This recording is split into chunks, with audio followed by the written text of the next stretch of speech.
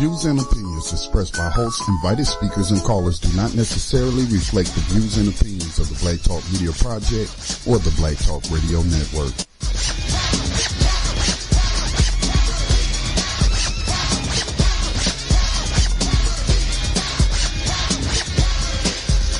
Hello, everyone. I'm Dashan Farad. Let's build.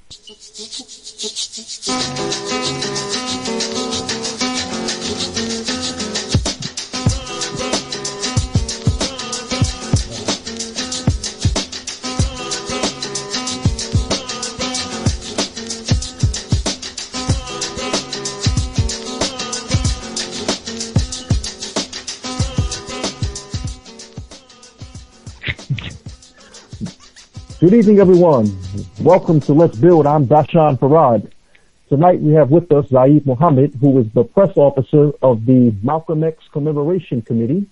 We're going to be discussing the plight of Mumia Abu Jamal. Brother Zayid Muhammad is going to give us an update. Last week, Mr. Abu Jamal was admitted into a prison hospital in Pennsylvania. He had slipped into a diabetic coma. He had come out of the coma, but while he was in the coma, many supporters were outraged that his family was not allowed to see him, but eventually, due to pressure from supporters across the country and the world, his family, his immediate family, his wife in particular, was finally granted access. There have been several rallies, there have been several events taking place demanding that Mumia Abu Jamal receive proper medical care. He was released from the hospital, then he was readmitted into the same hospital. All this taking place last week. For those of you who aren't aware of Mumia Abu Jamal, he is the imprisoned journalist who was convicted in 1982 of killing Philadelphia police officer Daniel Faulkner. He was sentenced to death shortly after, and since that time, his case has been the most popular among what many have referred to as the political prisoners. Mumia Abu Jamal was a member of the Black Panther Party as a youth, as well as the MOVE organization, which had been bombed in May of 1985. It was a very tragic event, and they'll be celebrating the 30th anniversary of that this coming May. But tonight, once again, we have with us Zayid Muhammad to discuss Mr. Mumia Abu Jamal's plight. Zayid, welcome to the show. Can you hear me okay? Well, all power to the people and on the move, and free Mumia and free them all. Well, what I forgot to tell members of our listening audience, Zayid Muhammad is actually one of the most popular voices regarding the Free Mumia Abu Jamal campaign in the country and in the world. Okay, Zayid has been doing this for quite some time. Zayid, what we want to know is, can you please give us an update concerning Mr. Abu Jamal? Well, there's a long view and there's a short view, but let me just put it in the words that Pam Africa put us in. This is the most dangerous situation that we've had around Mumia since he has been in prison. I'm going to say it again. This is the most dangerous situation that we've had with Mumia since he has been in prison. I mean, even more dangerous than when we had 2 signed death warrants on him back in 1995 and 1999. One thing I want everybody to appreciate about this incredible human being who we love and who we cherish is that even under the most difficult and dangerous circumstances with his case, he has never been incapacitated. He has never been physically at risk the way he is at risk now. And from the looks of everything, he is very seriously ill, and they're very seriously doing everything they can to ensure that he does not recover or not even survive what he's facing. This is a very, very, very serious situation with our beloved freedom fighter. Now, for those of you who are just now tuning in or who have tuned in from the beginning of this broadcast, I forgot to mention that scheduled to join us along with Zayid is actually the most vocal supporter of Mumia Abu Jamal, Miss Pam Africa, who has been working on Mumia's case along with others for over 30 years. But today, she couldn't make it to our broadcast. We want to send our best regards to Miss Africa. Okay, now, Zayid, we understand that you weren't on the ground in, I'm sorry, it escapes me right now, where the hospital is located. What part of Pennsylvania is that in? He is back at Mahar, which is in Scrappville. He's back at the prison that he was sent to once his death sentence was vacated a couple of years ago. He should be in a facility that specializes with dealing with people who are at this kind of stage of diabetic. That's where he should be. He was originally taken to Schuylkill, and I'm probably pronouncing it wrong, Medical Center in Pottsville, Pennsylvania, but he needs to be in a hospital, not in a infirmary, in a prison where he's being misfed and mismedicated, and he was already dangerously misdiagnosed. Now, everybody was at the prison today. April 6th was an international call-in day on the prison, and there was a rally at the prison, and some of them got to see Mumia, and to continue to fight for his family's rights to see him on a regular basis and to have control of his treatment. They're all in the process of coming back. There's going to be a major press conference in Philadelphia tomorrow at the Attorney General's office, the VA's office. I'm sorry, Seth Williams' office tomorrow at 11 a.m. to bring all of this together. This coming Friday, the 10th, is going to be an International Day of Solidarity for Mumia. There'll be rallies all over the world on that day. I'm trying to push for something in Newark on the following day, to be sure. So everybody's trying to reposition themselves to continue to take this fight to the stage where it needs to go to. Okay, now this is the concern of Zayid that many people have. Now, you've been working on this case for quite some time. What we would like to know is, many have said that there's evidence to prove that Mr. Abu Jamal did not kill Officer Faulkner. All right. If that be the case, if there's tremendous evidence that proves his innocence or may prove his innocence, why then won't the legal system or the courts grant him a new trial? Well, of course, that's the question of the century, and it's one of the core demands that are now also in this particular current thrust in what we now call the Bring Mumia Home campaign. It is clear to the entire international community, to most civil-minded legal authorities, that Mumia should have been freed years ago. Just on the obscene technical violations of his case, from the judge literally saying that he hopes they help fry the N-word, and we will make sure that he dies, on down to arresting witnesses that have supported Mumia. There's so many dimensions to this case. Mumia should have been freed in the interest of justice a long time ago.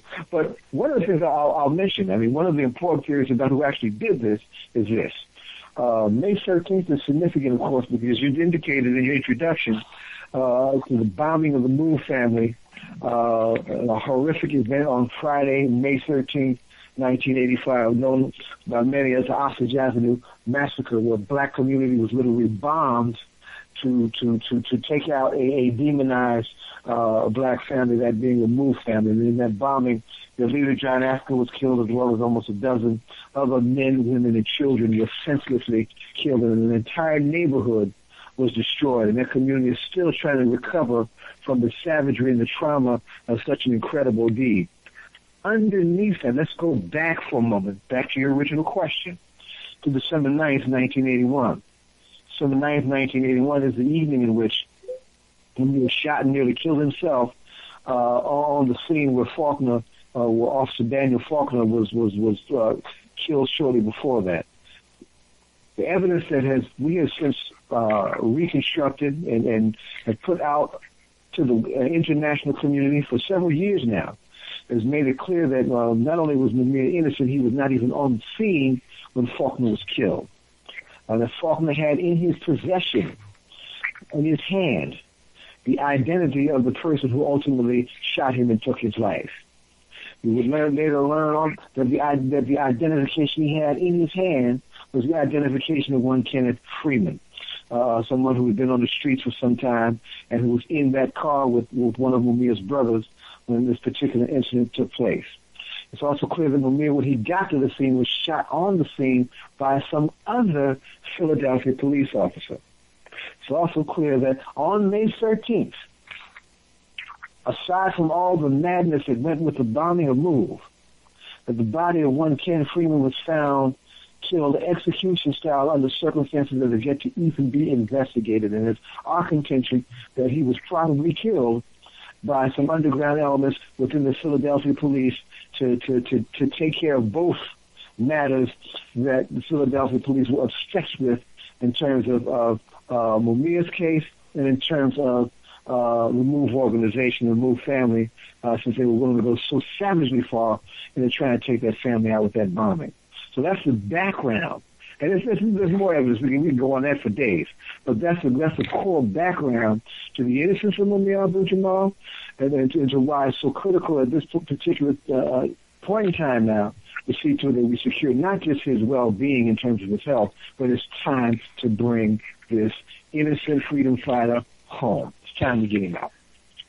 Now, Zayid, how would you respond to many individuals? Okay, oftentimes among many activists, we hear of the theory of America having political prisoners. And of course, most Americans will say that since we're the home of democracy, we don't have any political prisoners. How would you respond to that? It's one of the most obscene lies, obscene white lies that the United States government has been telling for the last 50 years. There are dozens of political prisoners in this country. Of course, you know my ties to the Black Panther Party, and you served with me in the new Black Panther Party. We know very well firsthand who our freedom fighters are and how that took place. Let us understand that the United States, at every turn in its modern development, has targeted critical and important Black organizers and Black dissenters for criminalization. We go back to Marcus Mosiah Garvey, our first political prisoner, criminalized because of the success that he was having in building the incredible mass movement that he created with the Universal Negro Improvement Association in the late 19-teens and in the early 1920s. A success that has yet to be matched, I would say, in my modest judgment, by any organizing efforts of any particular one organization since then. Jim Garvey's impact was phenomenal, and he was criminalized on some bogus charges of mail fraud to get him off of the streets and to get him ultimately out of the country where he was deported. Shortly after that, the United States was embroiled with trying to repress the independence movement in Puerto Rico, and they put into prison one Don Pedro Albizu Campos, the father of Puerto Rican independence in the modern 20th century, and would later jail others.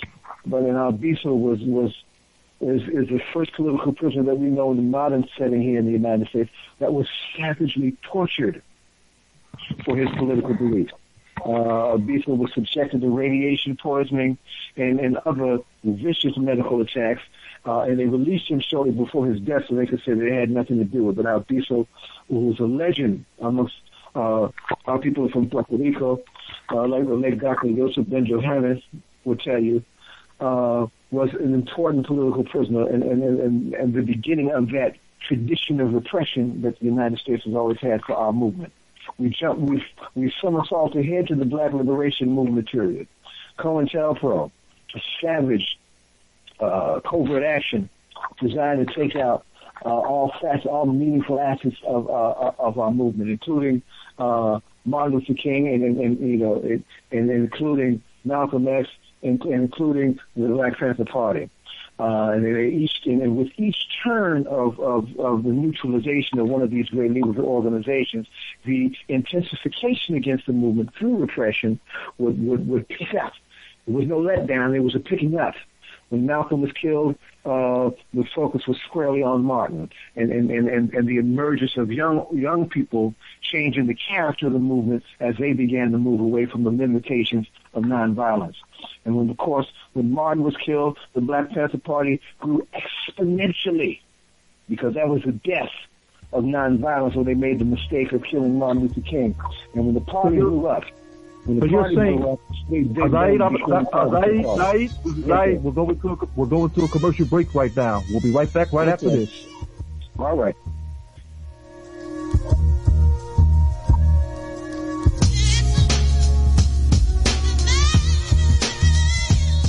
You are tuned in to the Black Talk Radio Network. For podcasts and live program scheduling, visit us on the web at blacktalkradionetwork.com.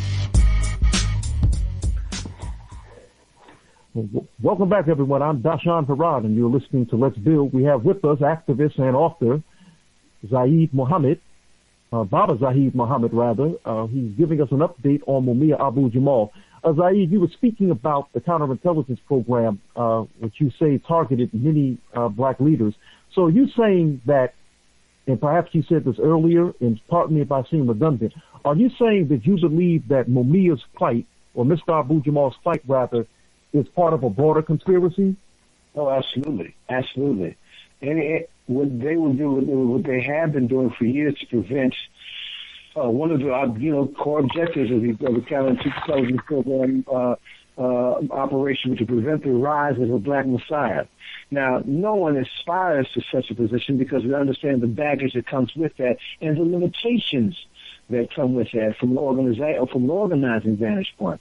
But from the state's vantage point, from the vantage point of the empire, anybody who can be a galvanizing force of a serious kind, certainly who has a revolutionary orientation, is deemed a threat worthy of neutralization. And even though Mumia has been, confined to death row most of his years in prison, even though he is very dangerously ill right now, his eloquence, his continued practicing of revolutionary journalism, the fact that he does indeed have a global audience, is something that has been driving the authorities absolutely crazy. And here's just to bring this back to exactly where we are now. When they failed to secure his death through execution, through the death penalty and through a legal or an orchestrated legal execution, and since they lost him on death row, now they revert to an even more sinister method of trying to kill him through medical neglect. Not only do we have political privilege in this country, but we have lost several to the injustice of medical negligence. The late Albert Newell Washington, Sheikh Newell from New York Free, some years ago. Merle Africa from the Move 9 herself. And just a few weeks ago, this is how critical this is. Phil Africa, where we would lose Phil Africa just in January 10th, under circumstances that are frighteningly paralleling to what we're facing with Mumia Abu Jamal. I could add also Teddy Jahith, the late Bashir Hamid, who was a personal inspiration to me. I was the best friend of one of his nephews. I grew up under Bashir's influence. And several others. This is, when our freedom fighters are in captivity, there's no place that's more dangerous for them than being in captivity. And when you become ill in captivity, it is absolutely dangerous.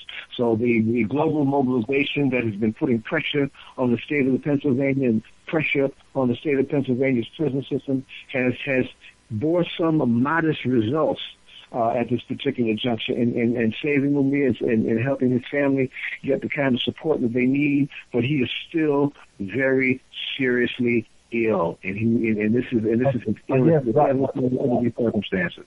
Zayid, tell me, have any of Mr. Abu Jamal's supporters reached out to the widow of Officer Faulkner at all because she's convinced that he's guilty, that he murdered her husband, despite the potential evidence that will prove otherwise? Have any of you asked to sit down with her to try to clear the air? I don't know of any such efforts. I doubt very seriously that they would be welcome. I want to make it clear. I want to make it very plain that there is no, alleged evidence. The evidence is there. It's just that there's been no court willing to hear it. The evidence is there. We need to judge with some testicular fortitude to get the evidence on the legal record. Maureen Faulkner, tragically, this is the other background to this particular moment in time too. The state of Pennsylvania recently enacted what's known as the Re-Victimization Act. It's a law that targets Mumia, especially, not the first one either, that targets Mumia's right to free speech by saying that any family members who feel victimized by the speaking out or the access to or having access to the public of a prisoner associated with their family's initial victimization has a right to have that person silenced. That person's right to have access to free speech, to have access to public record, to have access to public media, to have access to be heard in any public forum can be abridged. And that is going through the courts now. And that was gaining steam, and we were ready to back that particular effort through the courts. So it's incredibly ironic that at this time, all these developments are taking place, Mumia is suddenly faced with some a medical diagnosis that puts him literally steps away from death's door. We find that incredibly ironic. Now, if you would, briefly, as we have just a few remaining minutes in this segment, as I've read up on this case, I've read on the part of many, I've read up on this case, and many Mumia Abu Jamal supporters speak about some alleged tampering during his trial. Would you care to speak on that? Witness tampering, juror tampering, if I read it correctly? Well, that's going back. To be sure, several witnesses were coerced in changing their original eyewitness testimony in order to secure convictions. The most dramatic of which was Veronica Jones. Veronica Jones was, let's the background. Officer Faulkner was killed on Locust and 13th Street in Philadelphia. It's considered a red light district just outside of the glare of downtown Philadelphia, where those kind of things that you associate with the red light district take place. Veronica was, quote, working the area. And in her testimony, she said she saw someone running from the scene after hitting Faulkner, and described that person.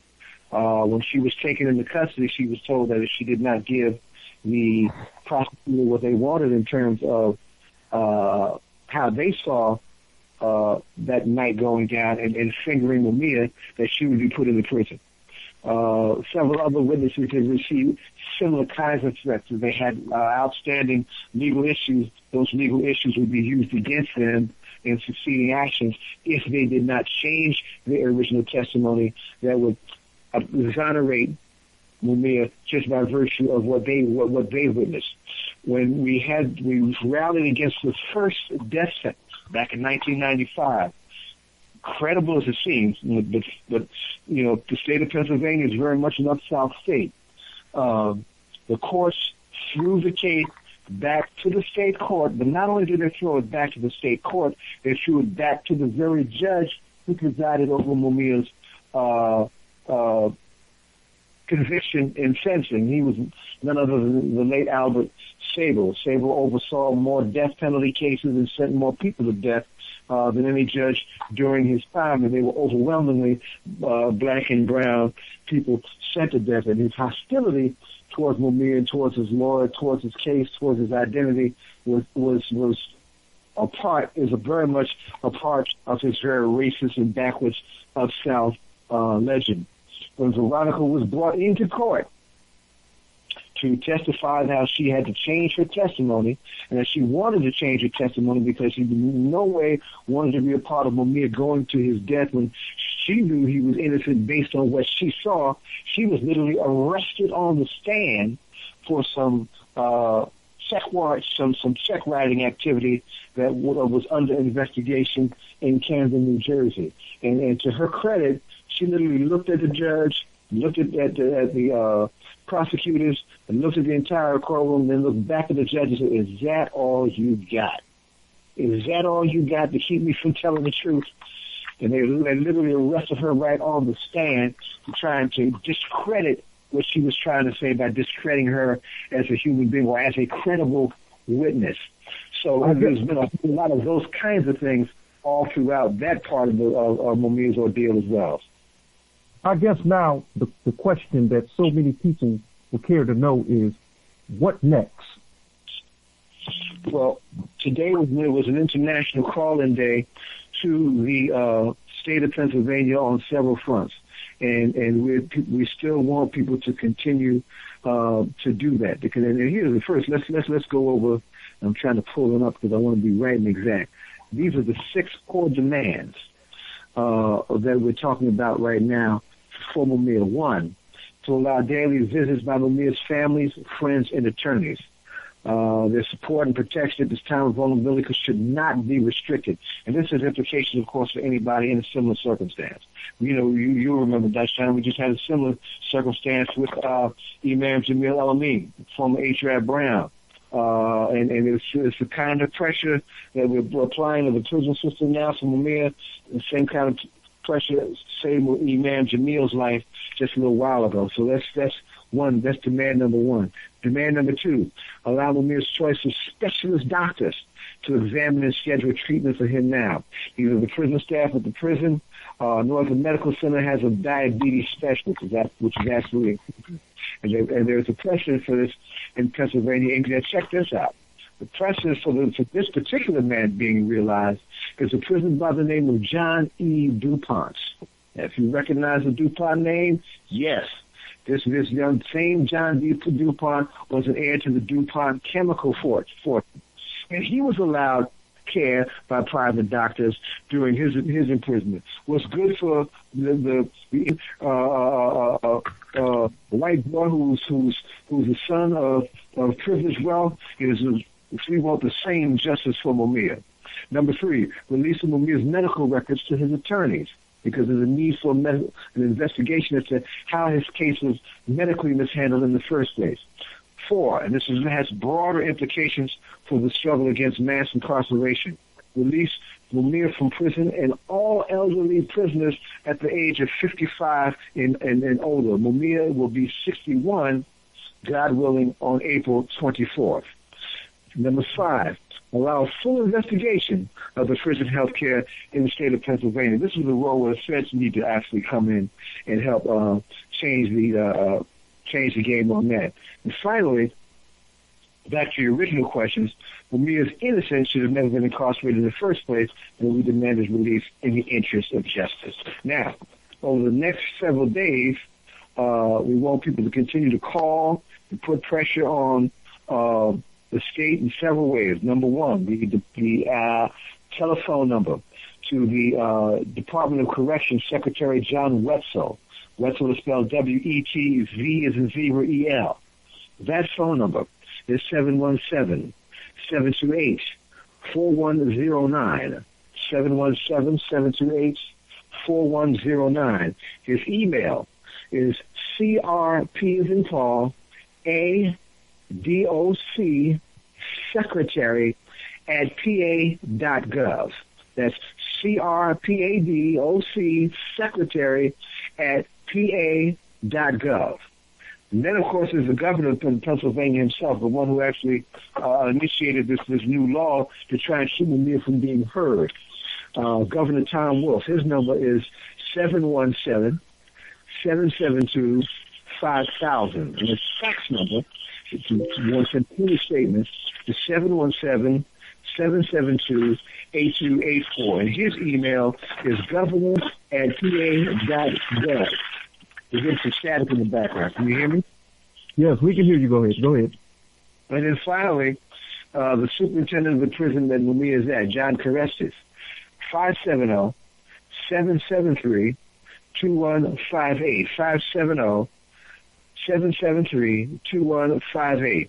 And his email is contact.doc@pa.gov. So that's where we're at right now. Anybody listening to this that belongs to that has an organization that can pull off a rally this weekend in support of Mumia, we would appreciate that. I just sent an alert out to some of my allies and comrades in this area to see if we can do something either Friday or Saturday. But Friday, April 10th, is a call for a shutdown. Okay. Okay, thank you very much, Zayid Muhammad, for joining us. And we'll be back on the second segment with Amin Nathari and Carlos Muhammad to discuss the African American Muslim history. Let's build. Stay with us.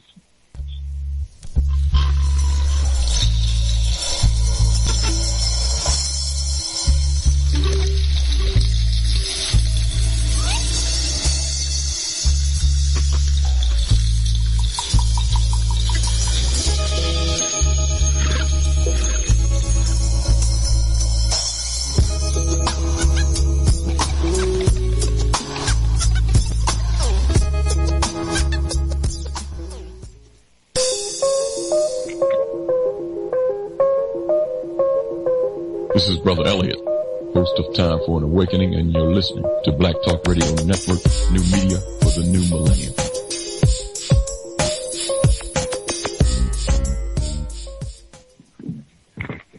Welcome, everyone, to the second segment of Let's Build.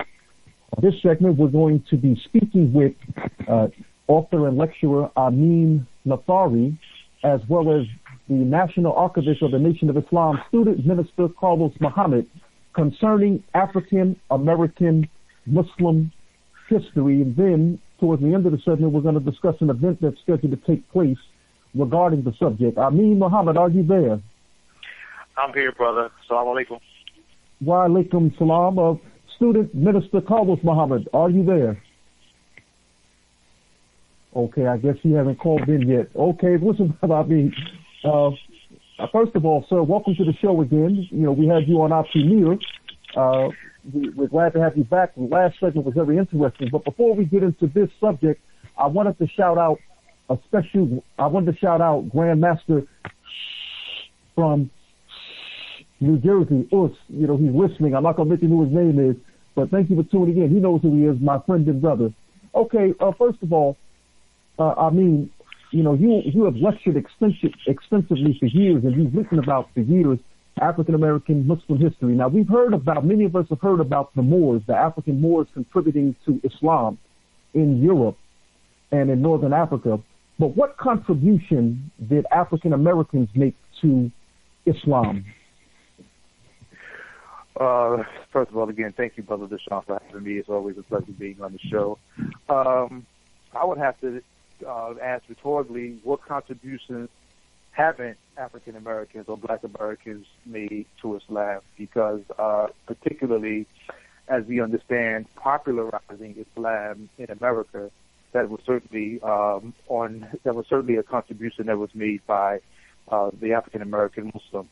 And I'm saying that to say that we know that prior to the Nation of Islam, there was some presence of Islam in America among Black people, but it wasn't intertwined in the mainstream culture, and nobody brought Islam to our people until the work of the Honorable Zayid Muhammad began. And even in the Black community as we know it, it wasn't until, you know, the work of Malcolm X and then Muhammad Ali so boldly proclaiming that he wasn't going to be Cassius Clay anymore, he was going to be Muhammad Ali.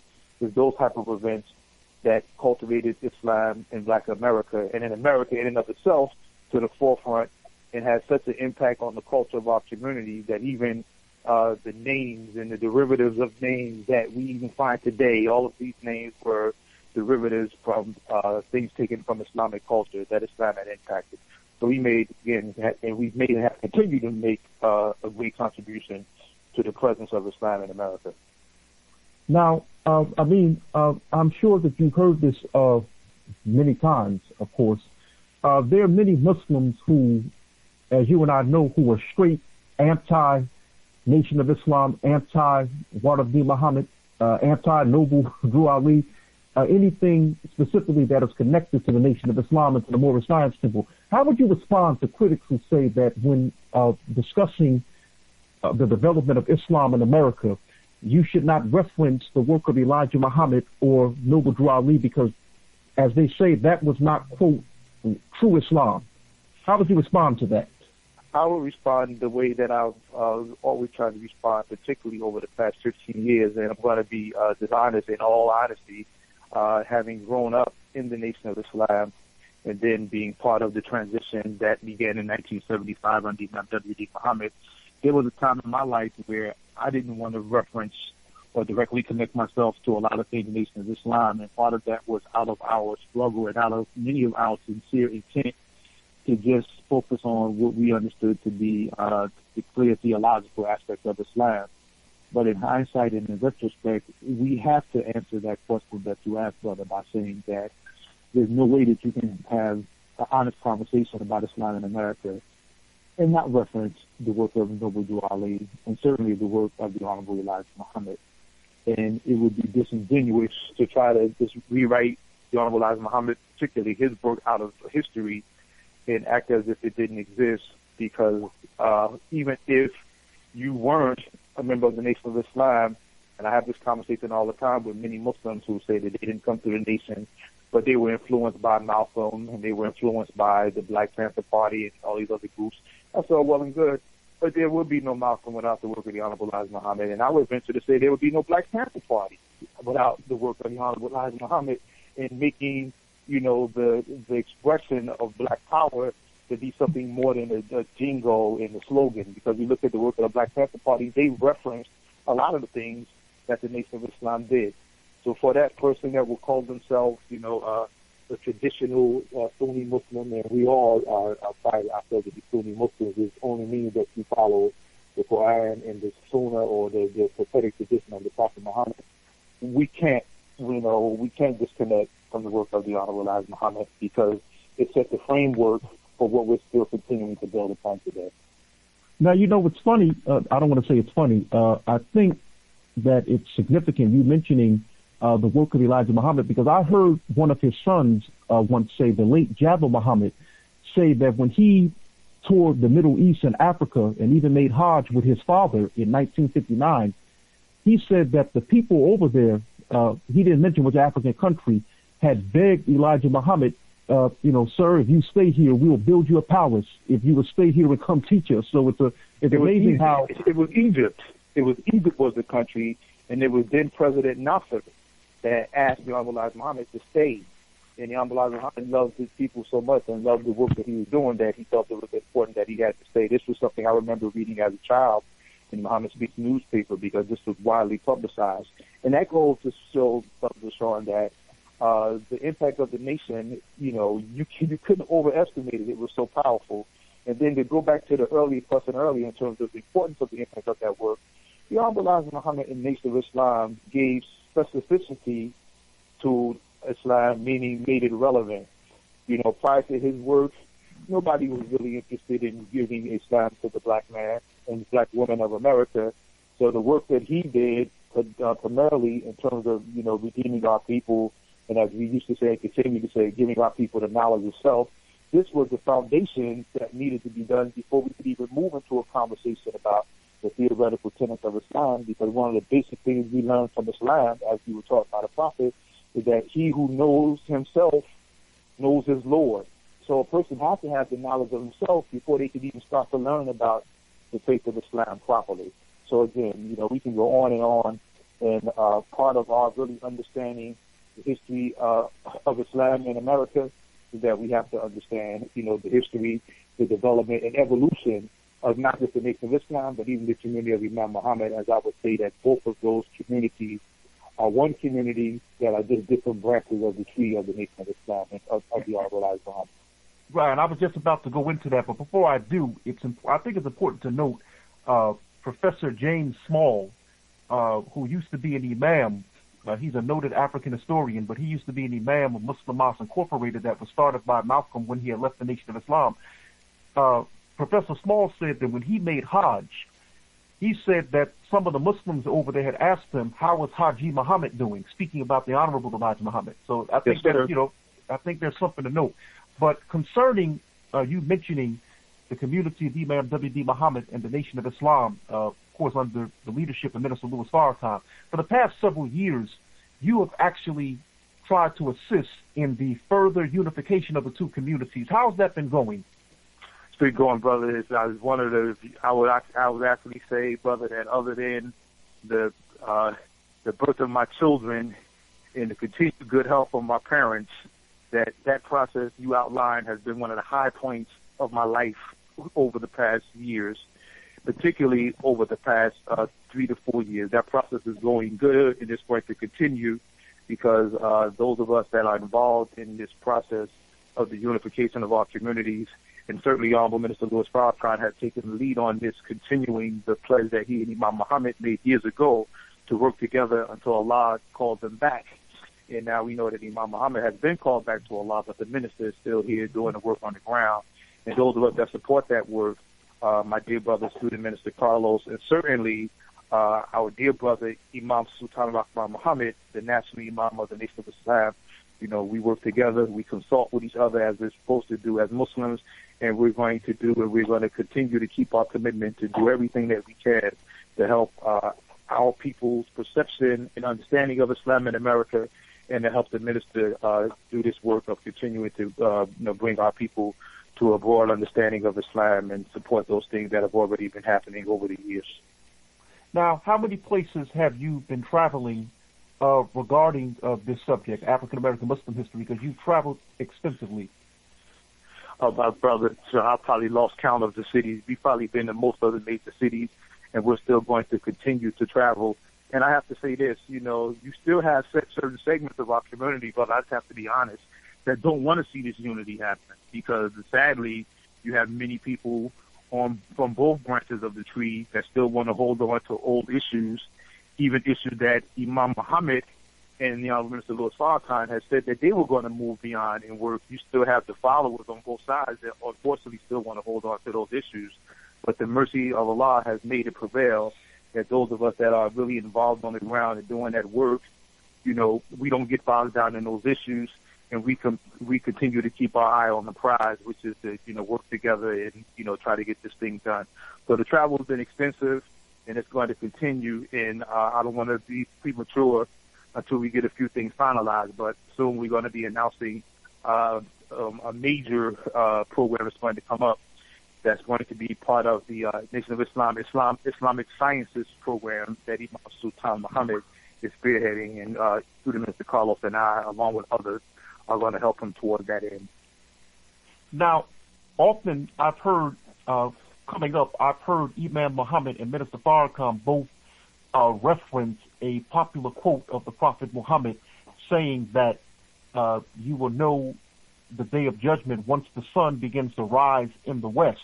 I've heard both of them say that is actually referencing the community of Muslims in America, specifically African American Muslims. Do you agree with that, or can you elaborate on that? If I heard them correctly? No, you definitely heard them correctly, and I certainly agree with that. And we see it reflected in our work and in the response to our work around the world. I remember when Allah blessed me to go to visit Kenya, East Africa, 15 years ago now, and in September 2000. And I remember vividly one of the conversations I had with some of the elders in one of the villages in the cities I visited. And one of the things that they left me with, they said that we over here are waiting for the Muslims in America to get it together, because once you get it all together, that sets the stage for the rest of the world. So the light of Islam is shining bright in the West, and we just have to continue to step up and just own the responsibility that we have, and to own our place, not just in history, but even in this moment. And then we'll be able to be successful in continuing to shine that light. And we don't have to look to the quote-unquote Muslim land or the majority Muslim land for our leadership and our guidance, because if you look at it, we have more going for ourselves than what's happening in many of those places that are in disarray right now. And even with the secular fighting that's going on over there, you look at the years that Imam Muhammad was doing his work and our Minister Louis Farrakhan was doing his work, you don't have one documented incidence of violence between those two communities. And we can't say that about Islam and the rest of the world. Now, of course, Amin, just last week we heard about what took place in Kenya. I believe it was Kenya, concerning the 147 students that were massacred, and it was stated that it was done by Al-Shabaab, which is supposed to be as they say, a Muslim extremist group, and that they separated the Christians from the Muslims, and if you were a Christian, they killed you. If you were Muslim, they let you live. When you and I last spoke on this show, I asked you and the other guests to speak about the African American Muslim perspective on what is referred to as Islamic terrorism. How would you respond to those, specifically many people such as the likes of Bill O'Reilly and Sean Hannity and even Bill Maher? Like I said, you have conservatives and liberals who say that moderate Muslims are not doing enough to speak against Islamic terrorism. You get back to us right after the commercial break. Yeah, well, this issue of right after the commercial break. Right after the commercial break, I mean. Okay. All right, yes, sir.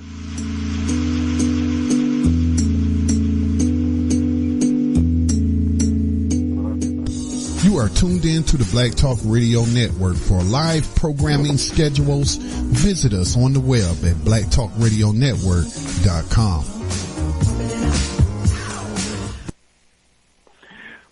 Welcome back to Let's Build. I'm Dashan Farad. On this segment, we're speaking with Imam Amin Nathari, who is an author and lecturer of African-American Muslim history. We were supposed to be joined tonight also by Nation of Islam National Archivist, student minister Carlos Muhammad, on this subject. Go ahead, brother. I mean, we were speaking about moderate Muslims, as they are popularly referred to, speaking against what is referred to as Muslim terrorism. Go ahead. Exactly. Well, first of all, we as Muslims, we know that this issue of terrorism has no basis in the Quran or in the life tradition of the Prophet Muhammad, praise and peace be upon him. And it's really just a distortion or an outgrowth of the secular violence that's happening in these other countries. So what I don't want to see happen is I don't want to see Muslims in America start to become apologetic for things that are happening in the other part of the world. We have to defend what Islam really is about by our actions. And I think that our actions, and by the American public continuing to be engaged and informed by Muslims, and by the American public and our neighbors being able to see the work that Islam is doing on the ground, I think that that's going to do more to dispel this misconception of Islamic extremism more than any talking or whatever. And it really surprises me. Well, it doesn't surprise me. It really kind of irritates me when the likes of the Bill Maher, and there's others like him, there's a bunch of them, that will always want to have the Muslims take this defensive position, and it's always the argument about the Muslims aren't saying enough. But yet when things happen and atrocities happen by the hands of those people that profess other faiths, like Christianity or what have you, or to see the situation that's happened over in Palestine, and the people of the Jewish faith are involved in some things, you never expect them to just make blanket condemnations about everything that has to do with their faith. So I think that it's unfair for the Muslims in America to be held to that standard when that standard isn't used as a litmus test for other faith traditions. So we're just going to continue to do the work, and I think that for the most of us, our people will attest that, okay, well, we know the work that our mosque and the community has done. We know the work that the Muslims are doing. So most of our people aren't informed about Islam, about what happens on Fox News or any place else. They're informed by their relationships with Muslims in real life. Now, I mean, have you done any lecturing concerning the African-American Muslim presence during slavery? Not particularly. That's not one of my areas of expertise. Although, I mean, I've read it and studied it. I don't particularly lecture a lot about it. There's a lot of people that are involved in that particular space. Dr. Sylvian Diouf, our dear brother, international representative of the Nation of Islam, Brother Akbar Muhammad. You know, you have people that lecture about that and are well-versed in that specifically. So what I try to tend to focus on is our contemporary history of Islam in America, because I think that is paid too little attention. And I'm really concerned that if we don't continue to own and represent and document that history, that a time is going to come where people are going to try to rewrite history and make it appear that Islam in America began in the early 80s on someone's college campus. And I can't allow that to happen. So what I want to know concerning, now we've already discussed places where you have traveled. Okay, have your audiences, the audiences that you have spoken to, have they just been primarily African-American audiences? No, definitely not. In fact, I'm blessed with the unique ability that I'm probably able to access more, even more immigrant places, you know, than many of our representatives, you know, as I would call us servant leaders. I've been blessed that I can just as well be in a Black American mosque this Friday and the next week be in a mosque that might be primarily run by immigrants. And I think that the message that that we come with is something that resonates beyond cultures and beyond ethnicities. It's just that lately, over the past few years, I'm trying to spend even more time engaged with my own people, because I find that for the most part, that it's the Black American Muslim community that's behind, in terms of our development and our growth. And I'm sad to say that as much progress as we're making within what we would call the mainstream tradition of Islam and Black America, that if you go to a particular city and there's immigrants in that city and there's Black Muslims in that city, the Black Muslims are always lagging behind or in last place. And it's not because we don't know anything Islamically, it's because oftentimes we haven't owned our history and the contribution that we've made, so we tend to just lag behind and let other people own a narrative. And that has to change, and that's part of the effort that Student Minister Carlos and I are involved in, both with the archives and with the 40 and Forward program, so that we can put this history in some context and not just live the history, but to build upon what it is that we've seen happen over the past 40 years. I'm glad you mentioned 40 and Forward, because I was just about to ask you about the program that you're scheduled to have on April 11th, 40 and Forward, Islam in Black America. Now, why are you having a program specifically focused on Black America rather than, say, to the broader American community? Why the focus? Why is this your focus audience? Because my view is a twofold view. One, we need to give specificity, because most of the narrative that happens in the modern media today focuses on Islam, and it excludes the Black American contribution. If you look at any of the major networks, usually you don't find, there's not many Black American Muslims that are even called upon with any regularity to represent the Muslims. There's usually immigrants and other people, from other ethnicities that are involved in that dialogue. And we're not being called to the table to represent, and it's not as if we don't have people that have the scholarly ability to represent Islam. That's one thing. And the second thing is that I would argue, Brother Deshaun, that after the departure of the Honorable Elijah Muhammad in February 1975, that period that began after 75, both with the transition that was led by Imam Muhammad, and then the rebuilding of the Nation of Islam that began in late 77 by Honorable Minister Louis Farrakhan, that 40-year period from 1975 to now, 2015, is probably one of the most critical and crucial points in the development of Islam in America. And people need to understand that. And this is why we gave the subtitle to the program, where we called it Examining the Past, Assessing the Present, and Building or Looking Toward the Future. Because we have to look at those three aspects of the past 40 years in order to be able to really come up with a real blueprint on how we're going to continue to protect, our history and our legacy forward, and to build upon that. So that's the intent of the program, and it's going to kick off in Delaware, but we're going to be moving throughout all of the cities in America, at least all of the major cities and some of the not so major cities. And in each city we'll have a local speaker who will give the history of Islam in Black America in that particular city, and then we'll have at least two national speakers that will deal with the other aspects in each of those programs. So the first one is this Saturday in Wilmington, Delaware, beautiful center that's part of our community, the Muslim Center of Wilmington, Masjid Kawthar, led by an Imam who was a soldier in the Nation of Islam. He was a captain in Delaware back in the late 50s and the 60s, who's still holding these masjid down now. So we just have such an abundance of history, and we need to showcase that, and we don't need to run away from it. We need to celebrate it, not for the sake of nostalgia, but for the sake of being able to own that history and draw from the best practices of it, and then to build and keep moving forward. Can you please give the address of the place as well as the website? Yes, sir. The address is and the time, date and time, please. Yes, sir. The address was first of date and time Saturday, April 11th, starting at 12 noon, and we're going to start 12 noon promptly. We're not going to do the other people time, as we often call it. We're going to start at 12 noon promptly, as close to 12 noon as possible. Saturday, April 11th, at the Muslim Center of Wilmington, which is at 2102 Northeast Boulevard in Wilmington, Delaware.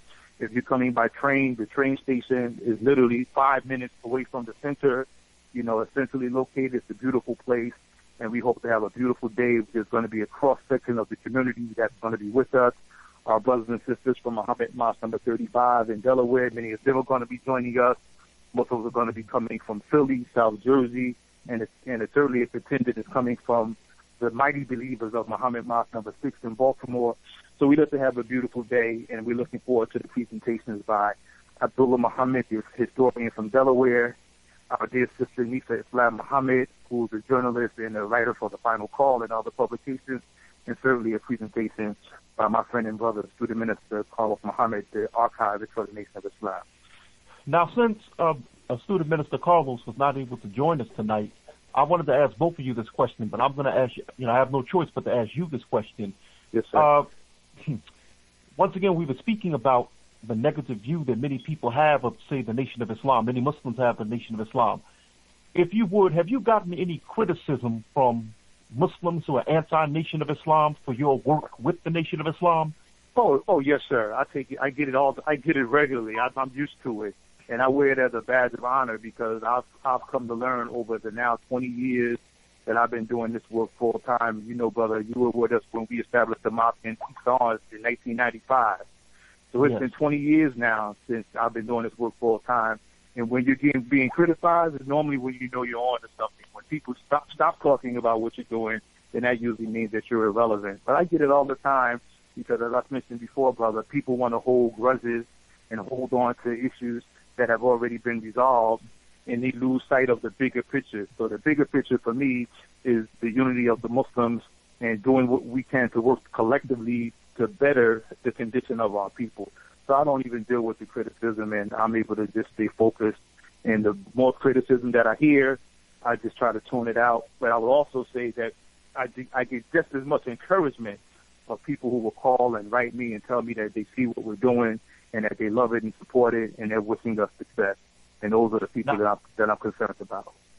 Now, with the many social problems affecting the African community, the black-on-black violence and the fatherless homes, will this program on April 11th have any plan that will benefit the broader African-American community and not just the Muslim community?